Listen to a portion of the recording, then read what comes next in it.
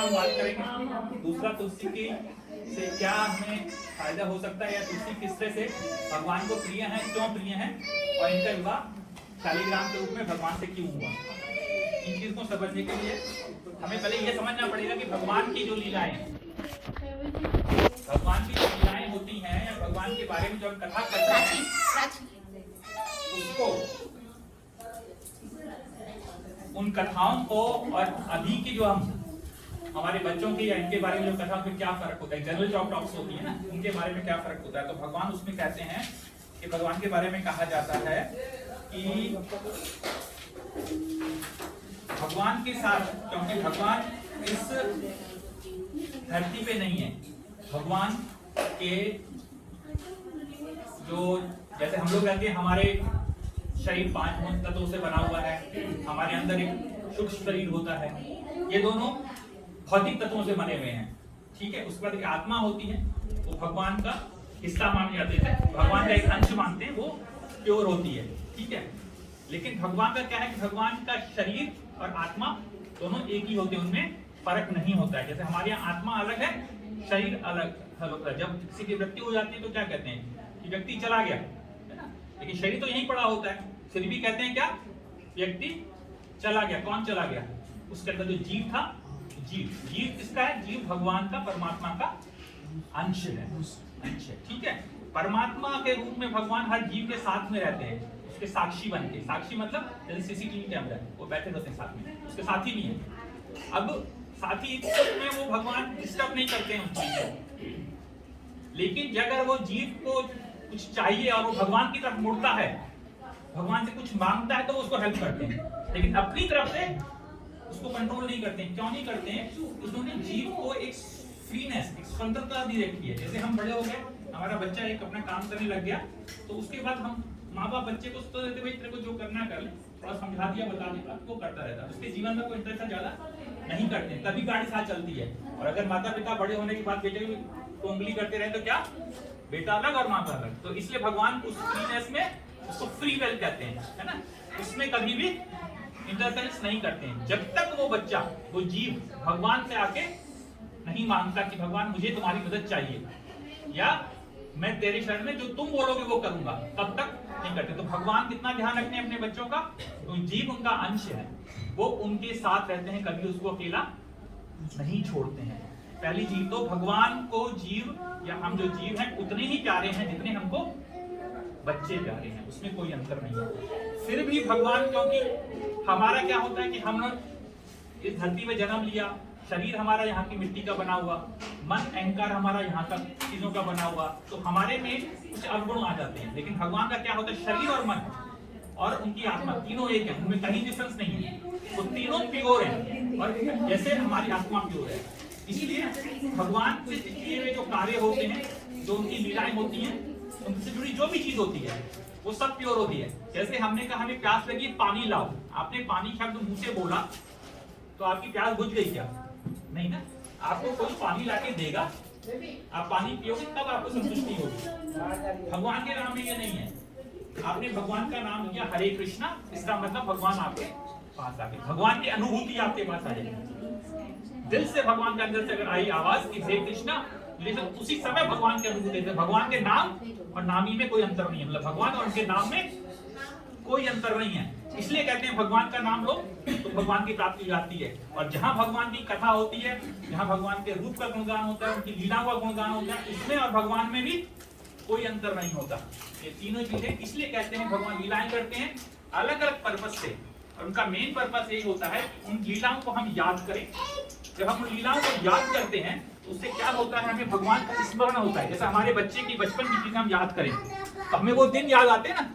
हम अपने कॉलेज के दिन याद करें तो क्या होता है, एक अलग फीलिंग आती है मन में, यार कॉलेज में हमने क्या किया था, हमारे दो दोस्त मिल जाते हैं, हम 80 साल के हों या 60 साल के हों, एक अलग फीलिंग है, वो फीलिंग आती है। उस फीलिंग के साथ हम क्या करते हैं, हमारा मन सॉफ्ट हो जाता है और हम किससे, भगवान से वापस जुड़ते हैं। ये जुड़ाव होता है ना, ये हमें भगवान की तरफ झुकाता है। जैसे ही हम भगवान की तरफ झुकेंगे तो दो चीजें होती हैं, एक होता है अहंकार और माया यहाँ की, जो हमको बांधे रखती है। और हम जब भगवान की तरफ झुकते हैं तो वो माया का असर हम पे से हट जाता है और हम भगवान की तरफ झुकते ही हम सही दिशा को पाते हैं। हमारी दिमाग क्या करता है, डिस्क्रिमिनेशन, विवेक बुद्धि हमको आती है, जिससे हम सही और गलत का अंतर कर पाते हैं। इसलिए भगवान की लीलाएं, उनका गुणगान करना, उनका उत्सव मनाना उतना ही इंपॉर्टेंट है जितना भगवान का नाम लेना। तो भगवान के नाम, उनकी लीलाओं, उनके रूप, उनके गुणगान में कोई फर्क नहीं है, ना ही भगवान में कोई फर्क है। पहले इसलिए भगवान कहते हैं कि जन्म कर्म च मे दिव्यम यो वेति तत्वतः त्यक्ता देहम पुनर्जन्म नेति मामेति सो अर्जुन। ये 4.9 भगवत गीता में बोला है। इसका क्या है कि मेरे जन्म को, मेरे कर्मों को जो दिव्य मानता है, दिव्य का मतलब बियॉन्ड मटीरियल थिंकिंग, मैं अजन्मा हूं लेकिन मैं जन्म लेता हूं, मेरे लिए करने के लिए कुछ नहीं है संसार में, फिर भी मैं करता हूं, फिर भी मेरे को करता मानते हैं ना दुनिया वाले कि मैं कर रहा हूं, जबकि मैं कुछ नहीं करता हूं। ये दोनों चीजें होती हैं। तो भगवान कह रहे हैं जो इस चीज को तत्वतः उसमें मेन चीज क्या है, मेन सार क्या, उस चीज को जो समझ लेता है ना, वो इस धरती पर इस शरीर को छोड़ने के बाद दोबारा जन्म नहीं लेता है। इसलिए भगवान की लीलाएं जब भी हम वर्णन करें तो उसमें कई बार कोई चीजें ऐसी लगती है कंट्रोवर्शियल है, क्या है, होनी चाहिए, हमारे छोटा दिमाग उन चीजों को सोच नहीं पाता है। तो हमें उस तरह से नहीं सोचना चाहिए, हमें ये करना चाहिए कि भगवान ने जो किया वो सही है, वही धर्म है। अब इसके विषय में क्या होता है, धर्म क्या है, ये भी बड़ी इंपॉर्टेंट चीज है। तो एक बार क्या होता है, एक ये है छठे स्कंद या कैंटो बोलते हैं श्रीमद् भागवतम में, वहां एक कथा आती है अजामिल ब्राह्मण की, कईयों ने सुनी होगी। अजामिल ब्राह्मण क्या था, यंग एज में ब्राह्मण था, सब कुछ अच्छे से करता था। उसका एक्सपोजर होता है एक वैश्या से, है ना, प्रोस्टिट्यूट से, वो देखता है जंगल में उसके, वो अपने घर के सारे काम को छोड़ के, अपना धर्म छोड़ के जाके उसको ऑफर करता है कि मैं तुम्हारे साथ शादी करूंगा। उसके साथ शादी कर लेता है और जीवन उसके साथ गुजारने लगता है। पैसे कमाने के लिए सारे उल्टे सीधे काम जो नहीं कर सकते दुनिया में, आप सोच सकते हो, सब उसने किया। तो जब उसकी मृत्यु होती है, उससे क्या होता है, लेकिन क्योंकि उसमें ब्राह्मण का था, एक बार क्या होता है कि उसके पास कुछ साधु आते हैं रात को कि हमें रहने की जगह नहीं है, हमें रात बितानी है। तो ब्राह्मणों ने जगह दे दी उनको रहने के लिए। अब क्या था कि घर की स्थिति उनको दिख गई, वो कुछ बोले नहीं, जाते जाते कि साधु को संग, एक लव मात्र माने एक क्षण का भी संग किसी को हो जाए तो उसकी मुक्ति हो जाती है, वो उसके रास्ता बना जाते हैं अगर सच्चा साधु है तो। उन्होंने कहा देख तेरा हाल तो हमने देख लिया, एक काम करना, तेरी वाइफ प्रेग्नेंट है, इसका नाम, इसके तेरा जो बच्चा हो उसका नाम नारायण रख देना। उसके कंद जो कहीं तो ब्राह्मण था, कहीं ना कहीं वो उसका क्लिक कर गया, उसने अपने बच्चे का नाम नारायण रखा। नारायण नाम रखने से क्या हो गया, वो बच्चे में उसका लगाव हो गया बहुत, उसको हमेशा वो नारायण नारायण करके बुलाता था। उसकी मृत्यु निकट आई, यमदूत उसको लेना आए क्योंकि उसके पाप कर्म थे, लेकिन उसने डर से अपने बुलाया तो अपने बच्चे को, लेकिन उसने बोला क्या, नारायण। जब उसने बोला नारायण तो उसके अंदर से जो उसने डर से आवाज उठाई थी वो अंदर से उठी थी। उस अंदर से उठी आवाज से विष्णु दूत आ गए, उन्होंने यमदूतों को रोका। अब यमदूत कहें कि ये बहुत नीच आदमी है, और वो बोले विष्णुदूत की ये इसने भगवान का नाम लिया मृत्यु के भ्रम में, तो अब तुम इसको नहीं ले जा सकते, इसके सारे पाप नष्ट हो गए। तो उनके बीच में ये डिस्कशन होता है। अब डिस्कशन जब होता है तो क्योंकि जो विष्णुदूत हैं वो बहुत उच्च माने जाते हैं, तो वो उसे कहते हैं अच्छा तुम तो यमराज के हो, दूत हो, तुम तो सही और गलत का निर्णय देते हो, पाप का दंड देते हो, तुम्हें ये तो पता होना चाहिए कि धर्म क्या है पहले। तो उनके बीच में आर्ग्यूमेंट होता है। उस आर्ग्यूमेंट में वो बोलते हैं धर्म क्या है, बताते जो यमदूत बोलते हैं वेद प्रणीतो धर्म, जो वेदों में जो लिखा हुआ है, जो वेदों को जो पालन करता है वो धर्म है। धर्म क्या है, जो वेदों में पालन करते हैं, वेदों में जो लिखा है जब हम उसका पालन करते हैं उसको धर्म बोलते हैं। बिल्कुल सही है बात, जनरल कंडीशन में हम सही ये बोलते हैं जनरल। तो उस समय विष्णुदूत बोलते हैं नहीं, इससे भी ऊपर एक धर्म है। क्या बोलते हैं, धर्मात् तू साक्षात भगवत प्रणीतम है, यानी कि धर्म वो है जो साक्षात भगवान ने कहा और किया। भगवान ने जो कहा जो करा वो धर्म है, क्योंकि वेदों का भी पर्पस भगवान का गुणगान करना, भगवान का रास्ता दिखाना है। तो ये वेद भी भगवान ने लिखे हैं एक जनरल पब्लिक के लिए। लेकिन धर्मार्थु साक्षात भगवत प्रणीतम, ये लाइन उन्होंने बोली, तो इससे मतलब लगता है कि भगवान का किया हुआ जो कर्म है, जो काम है, वो धर्म है, वो ही धर्म है। धर्म क्या है, जो असेंस है ना। तो इस चीज को जब हम समझते हैं कि भगवान ने जो किया वो धर्म है, तो फिर हम उस चीजों को गलत ढंग से नहीं लेते हैं कई बार। अच्छा, इसको धर्म को समझने के लिए एक और इसमें चीज आती है कि धर्म क्या है। धर्म होता है जैसे किसी चीज में, पानी में स्वाद, उसको एसेंस होता है ना, उसको धर्म बोला जाता है। सूर्य की रोशनी, उसकी उष्मा, उसको धर्म बोला जाता है। इसी तरह व्यक्ति की पहचान धर्म में क्या होती है? उसकी ह्यूमिलिटी, उसका सच्चे कर्म करना, उसका धर्म की तरफ झुका रहना, भगवान की तरफ झुकना, सही कर्मों से दूर रहना। तो उसमें ये चीजें जो अच्छे गुण आते हैं ये धर्म के कहते हैं। धर्म इसको धारण करना कहते हैं। पिता का धर्म, पुत्र का धर्म, ये ड्यूटीज आती हैं जीवन में। पत्नी धर्म क्या है? तो हमारा मतलब ये कोई खाली कोई एक रिलीजियस पर्पस नहीं है कि खाली हम पूजा कर रहे हैं। धर्म का मतलब होता है एक ब्रॉड है, ये एक वे ऑफ लिविंग है जो सनातन धर्म हमको सिखाता है।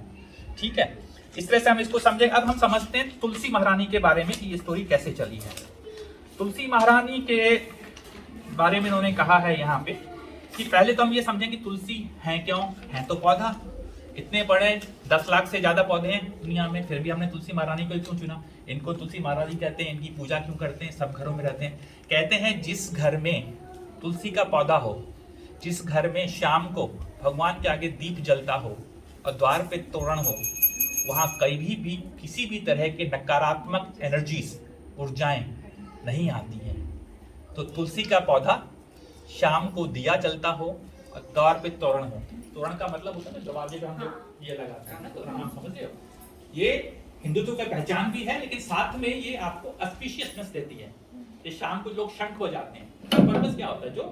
जो ये बोधिली वेला होती है उस समय जो अच्छी या नकारात्मक एनर्जीज हैं उनको घर से बाहर निकालने के लिए। तो इसको हमको करना चाहिए और हर घर में ये चीजें होनी चाहिए। तुलसी कैसे करती है?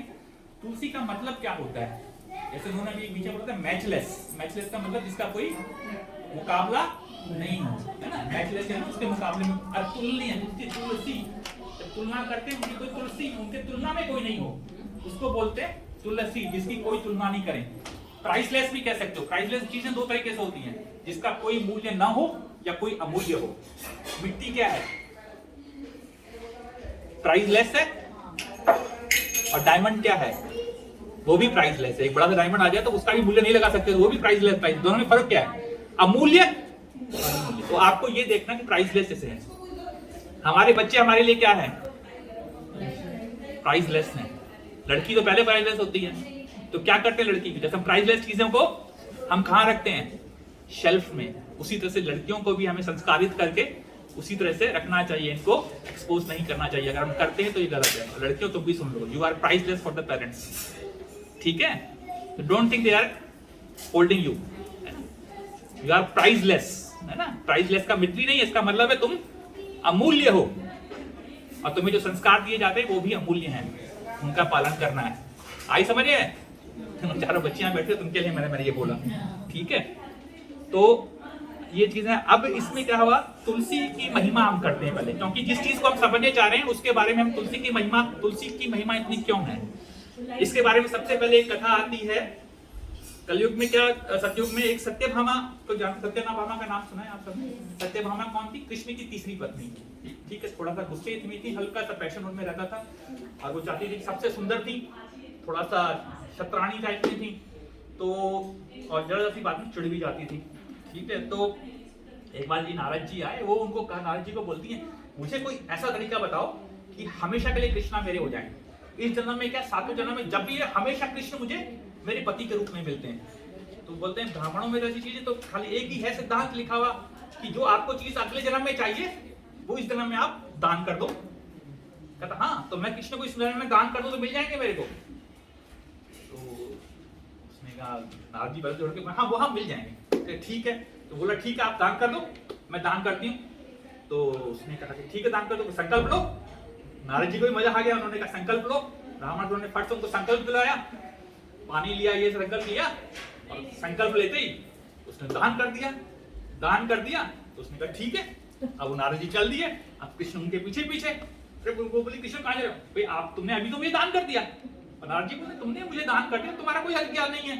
अब तो उसका दम निकल गया, क्या करे? सारी रानियां देख ली, तुम क्या कर दिया? 8 पट रानियां इससे भरे, तुमने इसको दान कर दिया कैसे? तुमने हमसे पूछा भी नहीं। हर जो भी था उसने माफी मांगी, सबसे घुमा घुमा के कर। फिर पकड़ा नारद जी को। नारद जी को बोला कि भाई क्या करना है? नारद जी का अच्छा एक सॉल्यूशन हो सकता है इसका, तुमने दान को दिया तो उतना धन मुझे दे दो इनके वजन के बराबर।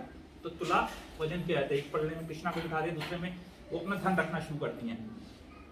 सत्यभामा में अपना सारा धन रखा, 8वीं पटरानियों में रखा, पूरे महलों में धन आ गया। द्वारका इतना समृद्ध कि आप सोच लीजिए जहाँ पे 16,008 महल हों, सबरा धन आ गया सारी महारानियों को, लेकिन कृष्ण का बदला एक उठे ही नहीं। अब परेशान, अंत में उन्होंने क्या किया, अपने अहम को नीचे किया। उनका पर्पस क्या था कृष्णा का, उनके अहम को तोड़ना। लेकिन इसके साथ दो, हमेशा भगवान की कोई भी लीला होती है उसमें 2-3 कारण होते हैं। इनका जो घमंड था उसको तोड़ना था, तो उन्होंने फिर जाके रुक्मणी से मदद मांगी। रुक्मणी ने क्या किया, भगवान का इशारा पाके तुलसी का पत्ता उस पात्र में रखा। तुलसी का पात्र रखते ही जो धन से भरा हुआ था वो बल्ला नीचे हो गया, भगवान का बल्ला ऊंचा गया। तो भगवान कहते हैं कि अहम भक्त पराधीन, जो भी अपन ने बोला था उसका मतलब यही इसमें आता है कि मैं भक्तों के अधीन हूँ। भगवान को कोई फियरसम, कोई बड़ी से बड़ी चीज कॉन्कर नहीं कर सकती, लेकिन भक्त की भक्ति उसे कॉन्कर कर सकती है, उससे मतलब उन्हें अपने अधीन कर सकती है। वो इतना अधीन कर सकती है कि भक्तों की सेवा करो। जैसे मतलब जैसे तुलसी महारानी की सेवा करते हो, भगवान की भक्त है तो भगवान और ज्यादा प्रसन्न होते हैं। तो मैं भक्तों के पराधीन हूं, तो वो चीज यहाँ पे आती है और दिखाते हैं कि तुलसी महारानी को जब भी उनको समर्पित किया जाता है तो वो इसमें तुलसी का ही आता है। एक आता है कि हम लोग जब 10वें कथन पढ़ते हैं, इनकी और महिमा आती है गिरिराज की। जब 7 दिन तक पर्वत उठाया था भगवान ने, है ना, क्यों उठाया था कि इंद्र नाराज हुए थे। क्यों नाराज हुए थे कि गिरिराज की पूजन किया गया था। गिरिराज का पूजन किया था, जो इंद्र का पूजन करते हैं, भगवान ने कहा था इंद्र का पूजन मत करो, 7 वर्ष की उनको उम्र है, और उनको बोलते हैं कि आप गिरिराज की पूजन करो। वो सारा फल फ्रूट जो बनाती हैं, पकवान बन रहे हैं 5-7 दिनों से, उठा के वो गिरिराज के सामने रखती हैं। भगवान वहां खड़े हैं, वो उन सबको दिखाने के लिए खुद भी प्रणाम करते हैं, हम सबको भी कहते हैं तुम लोग प्रणाम करो। फिर कहते हैं इनको भोग लगाओ, भोग भी लगाता है। अब भगवान जो गिरिराज हैं, जो गोवर्धन पर्वत है, वो भगवान का ही रूप है। उन्हीं में तो भगवान माया से अपनी योग माया के थ्रू अपना रूप लेते हैं गिरिराज का, और बड़ा सा मुंह खोलते हैं और सारा वो खा जाते हैं। अब खा गए तो सब देखते हैं, अरे ये तो इतना तो हम थोड़ा सा, हमको कुछ मिलता है। भगवान को देखते हैं तो भगवान कहते हैं और लेके आओ, जाओ बना के, जो भी गांव में रखा हुआ है। जी वे ठीक है। क्यों? भगवान जब तक तुम्हारे पास कुछ बचा हुआ है ना, जेब में अगर 7 कौड़ियां बची हैं, 100 कौड़ियां तुमने दान कर दी, वो 7 कौड़ियां तुमको परेशान करती रहेंगी जब तक तुम उनको दोगे नहीं। जब तक तुम अकिंचन गोचर बोलते हैं हमको। अकिंचन गोचर मतलब मैं उसका हूं जो निर्धन है, जिसके पास निर्धन किस वजह, मन में कोई और काम या और कोई विचार नहीं है, किसी और इच्छाओं से जो पूरी तरह से फ्री हो जाता है। जब तक कुछ चीज होती है बंधन होता है, तो उससे जब तक फ्री नहीं होगा तब तक वो उससे जुड़ेगा नहीं भगवान को। तो भगवान इसलिए उन सबसे जो भी उनके पास सबको देते हैं, सब उनको खिलवा देते हैं। अभी भी भगवान वो गोवर्धन बोलता है अणियोर, अणियोर मतलब और लाओ, अब परेशान। अब वो कहते हैं कि जाओ, तुलसी का पत्ता दिया तो संतुष्ट हो गए। उसके बाद वो खाते हैं, अहम तृप्त, मैं तृप्त हो गया। तो जहां भी भगवान को कोई भोग लगना है, कुछ भी देना है, अगर तुलसी का पत्ता उसमें रखा हुआ है तो भगवान उससे संतुष्ट होते हैं। तुमने 1000 पकवान बना दिए, उससे कोई मतलब नहीं है, गंगा जल और तुलसी भगवान को रख दी तो उससे वो संतुष्ट है, उनको और किसी चीज नहीं। इसलिए कहते हैं एकादशी के दिन भगवान की पूजा में तुलसी का ऑफर करो, अपने घर में तुलसी का पौधा करो, तुलसी की सेवा करो, ये सबसे इंपॉर्टेंट है। जो तुलसी की सेवा करता है उसके घर से सारी जो नकारात्मक ऊर्जाएं होती हैं वो चली जाती हैं। इवन वास्तु शास्त्र में लिखा हुआ है कि तुलसी का पौधा अगर आप ऐसे कोने में रखते हो जहां आपके घर में अशुद्धियां है, मतलब तो उस कोने से वो कम हो जाती है। आप जब घर से बाहर निकल रहे, पहले आप लोग कहाँ रखते, तुलसी हमारे आंगन में होती थी। आप घर में आ रहे हो और जा रहे हो, आंगन में तुलसी जो रखी है उसके दर्शन करके बाहर निकलते हो, तो आपका पूरी तरह से कल्याण होता है। आपके मन में जो बंधी हुई चीजें होती है सब निकल जाती हैं। अच्छा, कोई भी भगवान किसी भी तरह की कोई भी ऑफरिंग्स बिना तुलसी के नहीं लेते हैं।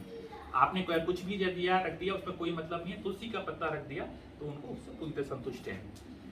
एक हमने सुनी 4 कुमार थे भगवान के, मतलब ब्रह्मा के 4 पुत्र थे, वो भगवान से मिलने जाते हैं। ठीक है, थे तो बहुत बड़े ऋषि, लेकिन क्या थे, वो छोटे थे, 5-5 साल के बालक मुझे से, और पटका भी नहीं मानते थे नग्न अवस्था में, है ना। वो पहुंच गए कहाँ पे, वैकुंठ द्वार पे कौन खड़े थे, जय विजय। उन्होंने कहा बच्चों तुम कहाँ अंदर आ रहे हो, उन्होंने उनको रोक लिया। वहां उनके बीच में वादविवाद होता है, गुस्सा होता है, नाराज हो जाते हैं।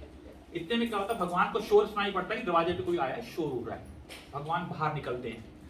अब वो लोग कहते हैं, कुमार कहते हैं कि भगवान के धाम यानी वैकुंठ, वैकुंठ का मतलब क्या है, जहां किसी तरह की कुंठा नहीं हो। कुंठा यानी किस तरह का रोग नहीं हो, किस तरह की नेगेटिविटी नहीं हो, ठीक है, नकारात्मक का चीज नहीं है। तो बोले तुम एक ब्राह्मण को आने से कैसे रोक रहे हो, है ना। ना, तुमने पहचान नहीं है तुमको, तुम्हें अग्रेसिवनेस क्यों है, जय विजय में अग्रेसिवनेस थी, उन्होंने बचपना बच्चे समझ के उनके साथ अग्रेसिवनेस कर दी थी। तो ये क्यों है? तो अब ये वाद हो रहा है, वहां पे भगवान बाहर निकल के आते हैं, उनसे क्षमा मांगते हैं, कहते हैं क्योंकि मैं मालिक हूं इस जगह का, मैं ओनर हूं, तो ये जो मेरे नीचे सर्व कर रहे हैं इनकी जिम्मेदारी भी मेरी है। जैसे हमारे घर में कोई नौकर है, उससे कोई नुकसान हुआ तो जिम्मेदारी हमारी होगी, किसी और की थोड़ी होगी। उसी तरह से वो भगवान उसको लेते हैं। लेकिन कहते हैं भगवान के पैरों में तुलसी से जो लकी, उनके पैरों में तुलसी ऑफर की जाती है, भगवान को तुलसी पैरों में चंदन लगा के ऑफर की जाती है, उनको बहुत ही पसंद आती है। तो उसमें से मकरंद, उसकी खुशबू निकल के कहाँ जाती है? इन चारों कुमारों के नाक में जाती है। तो उनको सूंघते ही, उस मकरंद को सूंघते ही उनकी दृष्टियां खुल जाती हैं और उनको एहसास हो जाता है कि वो गलत है, यहाँ पे भगवान के धाम में खड़े हैं और भगवान के प्रति अपराध कर रहे हैं। ठीक है, और उनके साथ ही साथ उनको ये भी समझ में आ जाता है कि भगवान क्या है। ठीक है, उनको भी अपने कैसे और भगवान से वो इसकी प्रार्थना करते हैं। किसी भी व्यक्ति को मृत्यु समय अगर तुलसी का पत्ता और गंगा जल मुंह में डाल लें, सारे पाप नष्ट हो जाते हैं, उसको यमदूत छू नहीं सकते, ये कहा जाता है। गंगा जल तुलसी का मेल बहुत अच्छा है, इसमें कई कथाएं आती हैं। इसमें एक और चीज आती है कि जब तुलसी का पत्ता अद्वैताचार्य, हम ऐसे जाते हैं कि चैतन्य चरित्र में एक अद्वैताचार्य का नाम है, आता है। वो कौन है? वो जो हम पंच तत्व हैं उसमें आते हैं और वो एक तरह से गुरु भी माने जाते हैं गौर निताई के, उसके गौरांग प्रभु के, और उनके वो भी मानते। तो उसमें हम लोग क्या करते हैं, वो क्या करते हैं, वो जब देखते हैं, वो बंगाल में रहते थे, उन्होंने देखा कि ब्राह्मण अपनी पूजाओं के नाम से खाली कर्मकांड कर रहे हैं, सही ज्ञान नहीं है उनको, और आपस में बहस करके और बेकार की चीजों में टाइम अपना वेस्ट कर रहे हैं, इनका मतलब गहरे ज्ञान में नहीं जाना चाहते हैं। और वो देखते सच्ची जो असली भक्ति है वो लुप्त होती जा रही। तो इसको ऊपर उठाने के लिए वो क्या करते हैं, वो उन्होंने क्या किया कि शालिग्राम की शिला ली, उसको गंगा जल और तुलसी के पत्तों से उसका क्या किया, अभिषेक किया। वो उसका अभिषेक कर रहे हैं, साथ में भगवान के भजन गा रहे हैं, और उनकी आंखों से आंसू की धारा बह रही है। इस तरह से उसके आंसू की धारा जो शालिग्राम का श्रृंगार कर रही है। आप जब इस चीज को ध्यान से समझने की कोशिश करिए, यहाँ पे पंचतत्व की वो है ना, इसमें नहीं है, नहीं इसमें नहीं पंचतत्व, तो आप उसमें देखोगे। तो वो जब करते हैं तो जो भगवान क्षीर सागर में योग निद्रा में रहते वो उठ खड़े होते हैं। मतलब ये चीज इतनी पावरफुल है, गंगा जल और तुलसी का इम्पैक्ट भगवान को अर्पित करो तो इतनी पावरफुल है। और भगवान को आह्वान करते हैं कि भगवान आप आए और यहाँ पे अवतार लें और इसको भक्ति को सही दिशा में कर दें। तो भगवान जब वापस आते हैं गौरांग प्रभु के रूप में, वो चीज उसमें कहते भी हैं। एक बार उनमें वो क्योंकि अद्वैताचार्य उनको चिढ़ाने के लिए कहते हैं कि मैं तो निर्विशेषवाद का प्रचार करूंगा, तो बड़े गुस्से भी आते हैं, कहते हैं मुझे बुलाया तुमने भक्ति का प्रचार करने के लिए और तुम करो निर्विशेषवाद का, मायावाद का प्रचार। तो उस समय वो बोलते हैं तुमने मुझे बुलाया, मैं तो योगी विद्या में सोया हुआ था। ये डायलॉग तो आपको क्लियरली समझ में आया कि वो जुड़ा हुआ है वहां से। ठीक है, एक और चीज आती है इसमें, हम बोलते नामा आचार्य हरिदास ठाकुर, जब हम करते ना, हरिदास ठाकुर कौन थे? गौरांग प्रभु के, महाप्रभु के एक शिष्य थे। ठीक, क्या करते थे? 3 लाख के जाप करते थे, डेली करते थे। तो थे मुस्लिम, लेकिन पूरी तरह से उन्होंने भगवान के कर्म में कर दिया। उन्होंने अब छोटी सी कुटिया बनाई हुई थी, उसमें रहते थे, तुलसी की पूजा करते थे और जपा करते थे। अब क्या हुआ, आसपास कोई ब्राह्मण होते हैं, कई लोग होते हैं चिढ़ाने की, इनका टेस्ट करने की कोशिश करते हैं, वो एक वैश्या भोग के बाद भेजते हैं। वो 3 दिन आती है और रोज कहते हैं ठीक है मुझे सेटिस्फाइड करूंगा, लेकिन मेरे ये जपा खत्म होने दो, लेकिन तुम बैठ के तब तक सुनो इसको। वो 2 दिन 3 दिन सुनती है, उसका लड़की का खुद का मन बदल जाता है, उसको लगता है ये मेरा क्या कर रही है। वो क्षमा मांगती है, अपना पोल खोलती है, वो कहते मैं तो जानता था, तो लोग फिर आपने मुझे बैठना किया, मुझे तेरा उद्धार करना था। तो ठीक है, ऐसे करके उसके बाद वो क्या करते हैं, वो उस स्थान को छोड़ देते हैं और उसे अपनी शिष्या बनाते हैं। उसको कहते हैं कि ये तुलसी का पद है, तुम्हारे लिए सब 2 चीजें हैं, नाम की जपा करो और तुलसी की सेवा करो, बस इससे तुम तर जाओगी। तो मतलब घोर से घोर किए हुए पाप भी अगर तुलसी की सेवा दिल से करिए तो उसे अपन निकल जाते हैं। तो ये उदाहरण ऐसे आते हैं। एक और आता है कि गर्ग संहिता में आता है, गर्ग संहिता में गर्ग मुनि ने चंद्रनाना करके राधा रानी की एक सहेली है, उसने उनसे बोला कि कृष्ण को प्राप्ति के लिए मुझे कोई तरीके बताएं। तो गर्ग मुनि असल में क्या थे कि यादव कुल के कुल ब्राह्मण थे, और उन्होंने कृष्ण का नाम भी और बलराम का नाम भी वही रखा था। ठीक है, तो राधा रानी की वो शिष्य थी और मतलब सहेली थी। वो इनसे पूछते हैं, करीब बहुत लंबी कथा चलती है उन दोनों की, बहुत चीजें बताते हैं वो। अच्छा, और उसमें वो लास्ट में जब बात हो जाती है उनकी, तो फिर वो अपनी सहेली से राधा रानी पूछती है कि तुमने गर्ग मुनि से बात करी, उन्हें तुम्हें सबसे परफेक्ट चीज क्या बताई कि जिससे हम भगवान को, कृष्ण को आराम से पा सकें। बोलते एक लाइन में बताती हूँ, चंद्राना बोलती है एक लाइन में बताती हूँ, तुलसी सेवा करेंगे, तुलसी की खाली सेवा करनी है, कृष्ण की प्राप्ति श्योरेस्ट है। ठीक है, इसमें कोई डाउट नहीं है। कहते हैं कि जैसे तुलसी महारानी, अब वृंदावन का नाम क्या है? राधा रानी का प्लेस है, राधा रानी होना चाहिए, वृंदावन क्यों है? वृंदा तो तुलसी महारानी का नाम है।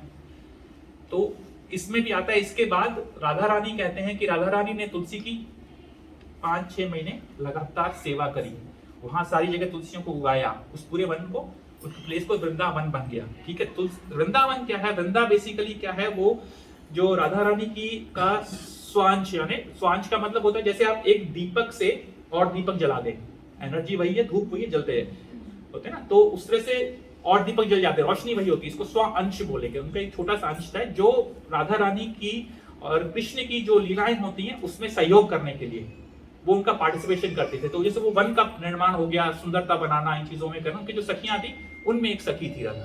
तो वृंदा का काम ये होता था कि उस पूरी चीजों को गुप्त रखना और ढकना, और वो कवर करके रखती थी। तो ये तो उनका गोलोक में काम था। नीचे जहां ही तो भी वो वही पालन करती। जहां पे राधा रानी उनकी पूजा करती है, 6 महीने तक कंटिन्यू उनको जल देना करना पड़ेगा। उसके बाद वो 6 महीने बाद प्रकट होके कहती हैं कि तुम्हें कृष्ण प्रेम प्राप्त होगा। तो मतलब राधा रानी भी इस चीज के लिए उनकी पूजा करनी है। और पूरी जगह का नाम क्या है? राधा रानी को उन्होंने अपना नाम दिया क्या? वृंदावनेश्वरी। वृंदावनेश्वरी हम राधा रानी को कहते हैं, जबकि नाम किसका? तुलसी महारानी का। तो राधा रानी और तुलसी महारानी में कोई फर्क नहीं है, दोनों एक दूसरे से जुड़ी हुई हैं। ठीक है, इसके बाद हम एक और चीज देखते हैं इसमें कि तुलसी की, जब हम अब तुलसी का हमारे जीवन में क्या उपयोग आता है? एक तो भगवान के लिए ऑफरिंग, एक हमारे घर में रखी हो तो नेगेटिविटी नहीं आएगी। ठीक है, मेडिसिनल प्लांट वाला इंपैक्ट भी है।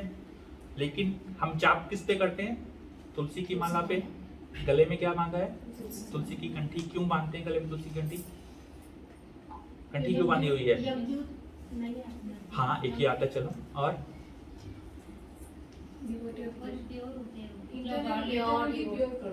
भगवान को ऑफर क्या करते हो? तुलसी रख के ऑफर करते हो।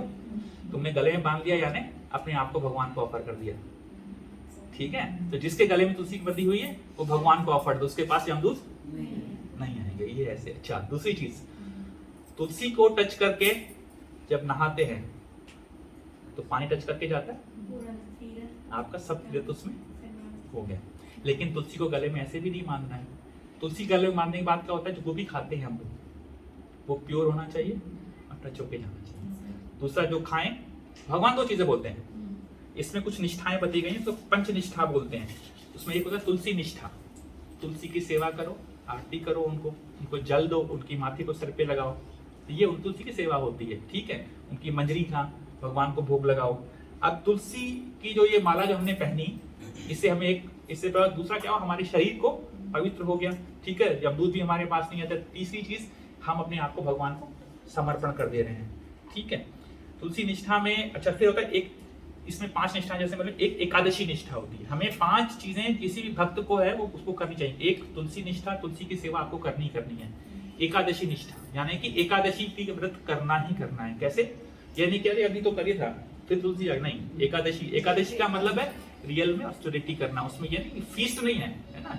एकादशी फीस्ट नहीं होना चाहिए। बच्चों के साथ फीस्ट चलता है, लेकिन हम लोगों को थोड़ा सा उसमें रखना चाहिए एकादशी का। तीसरी, नाम निष्ठा, नाम का जाप भगवान के। तुलसी की आपने पूजा करी, एकादशी रखी, नाम का जाप किया। भगवत निष्ठा, भागवत को पढ़ा सुना, और गुरु के वचनों में निष्ठा, गुरु निष्ठा। 5 होते हैं। कौन कौन सी हो गई? तुलसी निष्ठा, और बोलो, एकादशी निष्ठा, तीसरी नाम निष्ठा, चौथा भागवत निष्ठा, और 5वां याद रहेगी? रिपीट करो। नाम निष्ठा, भागवत निष्ठा, गुरु निष्ठा। ये सीधा सा रास्ता है भगवान की तरफ जाने का, शॉर्टकट हरि कृष्ण प्रेम पाने का, लेकिन ये पांचों करनी है, ठीक है। तो तुलसी इनका रास्ता खोलती है। इसलिए भगवान जब कहते हैं अहम भक्त पराधीन, I am not only been conquered by the tulsi but more with the peoples who are serving me and more the people who are serving my devotees. मैं अपनी डिवोटी से इतना कॉन्कर नहीं, लेकिन जो मेरे डिवोटी की सर्विस कर रहे हैं, तुम जब गुरु की सेवा करते हो वो ज्यादा इंपॉर्टेंट हो जाती है। गुरु और भगवान में क्या फर्क है? गुरु और भगवान में क्या फर्क है? मैंने पहले भी बताया अभी। गुरु और भगवान में क्या फर्क है? हाँ, हमारे लिए गुरु ने भगवान का रास्ता बताया, गुरु ने भगवान से हमें मिलवाया, ठीक है। तो हमारे लिए गुरु पूज्य है, ठीक है। और गुरु अपने आप क्या है? गुरु भगवान के सेवक हैं और हम गुरु के सेवक हैं, ठीक है। तो ये चेन है। हम डायरेक्ट भगवान के पास पहुंचेंगे, भगवान पूछेंगे तुम कौन हो भैया, तो तुम क्या बोलोगे? मैं इनका सेवक हूं, आपके इन सेवक का सेवक हूं, है ना। मैं तुलसी महारानी का सेवक हूं, मैं जयप्रताका स्वामी महाराज का सेवक हूं, है ना।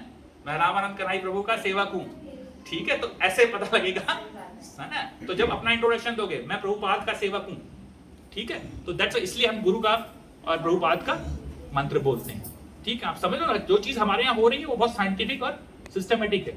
जब तक हम उसको सिस्टमेटिकली समझेंगे नहीं तो करेंगे नहीं। अब हम तिलक लगाते हैं, क्या है इसमें? तिलक में क्या होता है? ये दो एक थोड़ा तुलसी से बना हुआ निशान, ठीक है। प्रभु ने तो बहुत अच्छा बनाया होगा, मैंने इतना अच्छा नहीं बनाया, ठीक है। ये नीचे वाला तुलसी वाला बना होता है, इसको बोलते हैं तुलसी, जहां ये दोनों मिलते हैं। ऐसे तो कहते हैं कि ये दोनों पैर हैं भगवान के, लेग्स हैं, और ये मिलन है, लेकिन नीचे तुलसी क्यों रखी हुई है? पैरों पे जो भगवान की तुलसी रखते हैं उसका लें। एक और चीज बोली जाती है कि ब्रज में क्योंकि सब लोग घूमते रहते हैं इधर उधर, तो राधा और कृष्ण को मिलना नहीं होता है, तुलसी जहां होती है वो वहीं मिलती है, ठीक है। एक ये भी, तो राधा रानी जहां होती है वहां राधा कृष्ण दोनों होते हैं। जब राधा कृष्ण जहां होते हैं तो युगल चरण जो होते हैं ना, वहां हमें स्थान मिलने का चांसेस होता है। तो तुलसी को सर्व करोगे तो युगल चरण का स्थान मिलेगा। जैसे मैं जयपुर से रहता हूँ, वहाँ गोविंद जी का मंदिर है, राधा गोविंद जी का मंदिर है जो सबसे पूज्य थे। वहां पे शाम को आरती में तुलसी की जब महिमा गाते हैं तो उसमें ये चीज गाते हैं।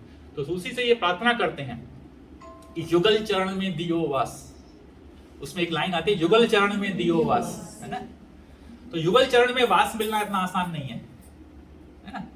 अब भगवान डायरेक्ट तो किसी को लेंगे नहीं, तो युगल चरण में दियो वास, तो वो जो होता है ना वो चीज तुलसी की से हमें मिलती है। अब हमने समझा कि तुलसी क्या चीज है, तुलसी कौन है। अब इनका तुलसी का कृष्ण से विवाह क्यों हुआ और कैसे हुआ, और भगवान शालिग्राम कैसे बने। अब आप लोगों की सुनने की इच्छा है तो मैं इस पे चलूं। 5 मिनट में तो नहीं होगी प्रभु बोलोगे, है ना। इट्स अप टू, अगर सुनने की इच्छा है तो पूरी कथा है, नहीं तो फिर कभी हम लोग करेंगे, ठीक है। मैंने बेसिकली पर्पस क्या होता है आप लोगों के लिए सबसे इंपॉर्टेंट समझना क्या, तुलसी की हमारे जीवन में उपयोगिता क्या है, ठीक है, वो मैंने आपको बताई।